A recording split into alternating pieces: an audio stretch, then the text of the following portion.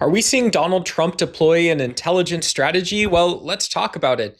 So, following a presidential tradition of conducting a 60 Minutes interview, very famous US TV show. And additionally, we've seen some sort of understated interviews on Fox News. And today, Donald Trump for Veterans Day spoke at Arlington Cemetery. It appears that our president is at least somewhat backing down. He's talking about more things people are familiar with presidents mentioning, like the price of groceries or possibly kicking money back from the government to people. Now, what I would say is this isn't an intelligence strategy, but rather it is intelligence in strategy. And this is really bad news for the American people. Not only is it not the case that groceries are getting cheaper, but the president also has in the works a plan that will create more renters, concentrate wealth more. And this is just piling on top of previous geopolitical initiatives, which put lots of money into big oil companies' pockets, and do so in a way which is really not easy to understand for global markets and even our domestic U.S. market, which most of us need to pay our rents. And so, yeah, this seems like a opportunity, my interpretation, for Donald Trump to take a step back and then move on to what he will call the next stage of his presidency.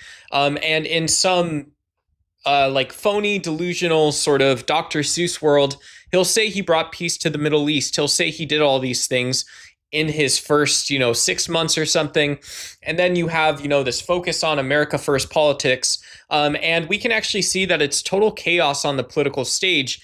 It's really just people being comfortable with the faces, places, and names that they know from social media or from some of the Fox media contributors.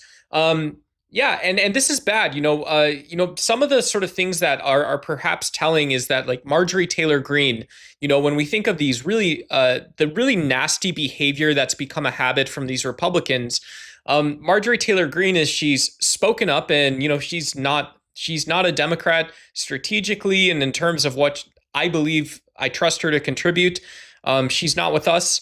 But yeah, we've already seen Fox News anchors sort of taking it down on her. Also, Fox News anchors confusingly ask Donald Trump like things that start looking like questions you should ask a president.